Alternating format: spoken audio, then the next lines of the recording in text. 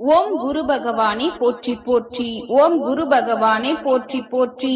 என் அன்பு குழந்தையே, இப்பொழுதே உன்னிடம் மனம் விட்டு பேசி சில புரிதல்களை உனக்குள் உண்டாக்குவதற்காகத்தான் அவசரமாக ஓடி வந்தேன். கல்லென்று என்னை நினைக்காமல் உன்னுடைய அப்பாவென்று என்னை நினைத்தால் உனக்கான நல்லதை நான் செய்து முடித்து ஒரு அப்பாவாக எனது கடமைகளை நான் செய்வேன். என் செல்லமே, நிம்மதியை தேடி அலைந்து வருத்தப்பட்டு கொண்டு இருக்காமல் எதையும் தேடாமல் தானாகவே நிம்மதி வந்து சேரும் என்று உன்னுடைய கடமைகளையும் பொறுப்புகளையும் மட்டும் சிறப்பாக செய்து வா. உன்னுடைய உதவியால் ஒருவர் உள்ள மகிழ்கின்றார் என்றாலே நீ வாழ்க்கையை சரியான முறையில் வாழ்கிறாய் என்பதுதானே அர்த்தம். அப்படிப்பட்ட உன்னுடைய நல்ல மனசாட்சிக்காக உன்னை நான் மகுடம் சூட்டப் போகிறேன். காயம் தந்தவர்களையும் கஷ்டப்படுத்தியவர்களையும் மீண்டும் மீண்டும் தேடி போகாதே. ஏனெனில் அவர்கள் உன் வாழ்க்கைக்கு மருந்தாக இருக்க மாட்டார்கள். அவர்களின் வஞ்சக எண்ணமே உன் வாழ்க்கையை விஷமாக மாற்றிவிடும் என்பதை புரிந்து கொண்டு உனக்கு கஷ்டத்தை கொடுப்பவர்களையும் காயத்தை தருபவர்களையும் விட்டு விலகி வாழ பழகு. யார் உன்னை என்ன சொன்னாலும் கவலை கொள்ளாதே. உன்னுடைய குரு பகவான் உனக்காக இருக்கின்றேன் என்று சொல்லி இருக்கின்றேன் தானே. அப்படி இருக்கும் பொழுது நீ ஏன் வருத்தப்படுகிறாய்? என்ன நடந்தாலும் எதையும் கண்டு கொள்ளாமல் அழகான வார்த்தைகளை எல்லோரிடமும் பேச முயற்சி செய். ஏனெனில் உன் மனதில் வருத்தம் இருக்கலாம், சந்தோஷம் இருக்கலாம், சோகம் இருக்கலாம், உனக்குள் பிரச்சனைகளும் இருக்கலாம். ஆனால் மற்றவர்களிடம் நீ அதை பற்றியே பேசிக் கொண்டிருந்தால் அவர்கள் கஷ்டத்தை யாரிடம் போய் சொல்வார்கள்? உன்னை சுற்றி இருப்பவர்களும் உன்னை போன்ற மனிதர்கள் தானே. அவர்கள் வாழ்விலும் பிரச்சனைகளும் கஷ்டங்களும் இருக்கின்றது. எல்லாருமே இப்படியா மற்றவர்களிடம் போய் சொல்லி சொல்லி அழுது புலம்புகின்றார்கள்? நீ வருத்தப்படுவதால் எந்த பயனும் இல்லை என்று நான் ஏற்கனவே சொல்லிவிட்டேன். வருத்தப்படாமல் வாழ்க்கையை என் பொறுப்பில் விட்டுவிடு.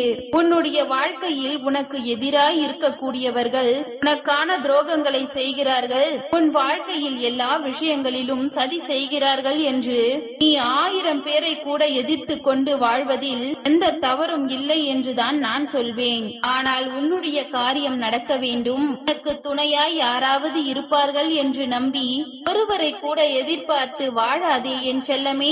ஏனெனில் மனிதர்களிடம் எதிர்பார்ப்பை உருவாக்கினால் ஏமாற்றத்தை மட்டும் தான் கொடுப்பார்கள். உன் எதிர்பார்ப்பை நிறைவேற்றக்கூடியவர் உன்னுடைய குரு பகவான் நான் மட்டும்தான். அனுபவம் என்பது ஒரு கடுமையான ஆசிரியர் தான். அது எப்பொழுதுமே உனக்கு கஷ்டத்தை கொடுத்த பிறகு பாடத்தை சொல்லிக் கொடுக்கும். அதே போல இப்பொழுது நீ வாழ்ந்து கொண்டிருக்கும் இந்த கஷ்டமான வாழ்க்கையிலும் உனக்கு என்ன பாடம் சொல்லிக் கொடுக்கிறார்கள் என்பதை புரிந்து நடந்து கொள்.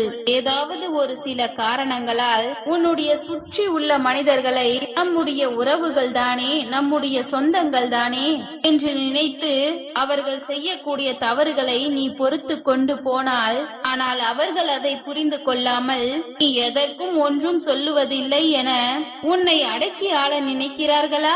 எப்பொழுதுமே மனிதர்கள் இப்படிதான் என் செல்லமே.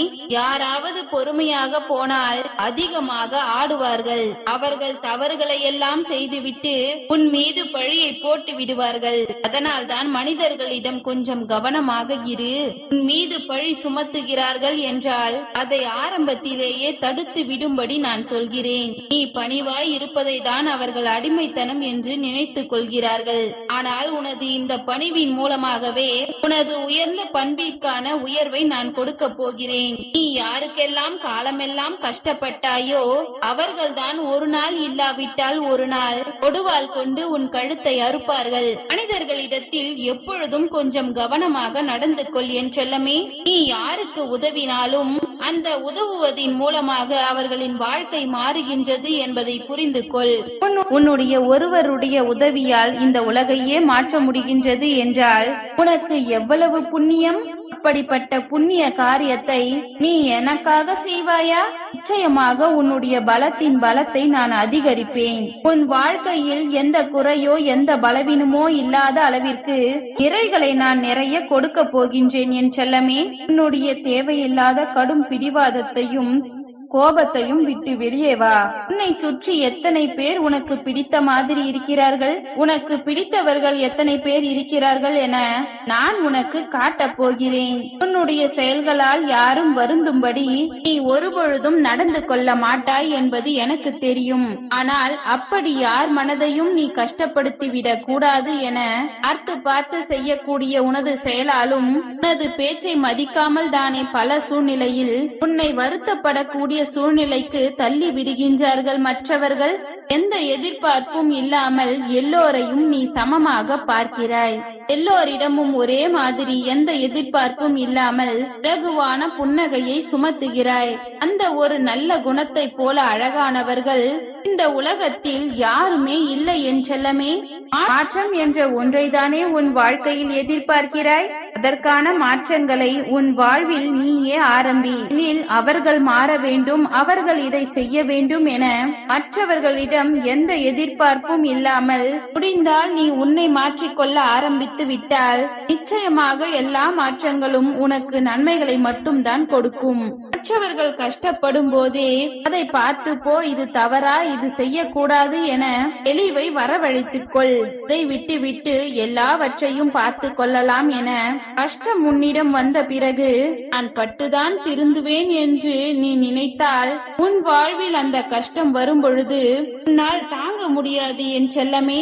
எப்பொழுதும் பார்த்து திருந்துவதுதான் சிறந்தது. பட்டு திருந்துவது என்பது உனக்கு வலியையும் இழப்பையும் கொடுத்துவிடும். எப்பொழுதும் எது நடந்தாலும் கவலை கொண்டு சோர்வு கொள்ளாதே.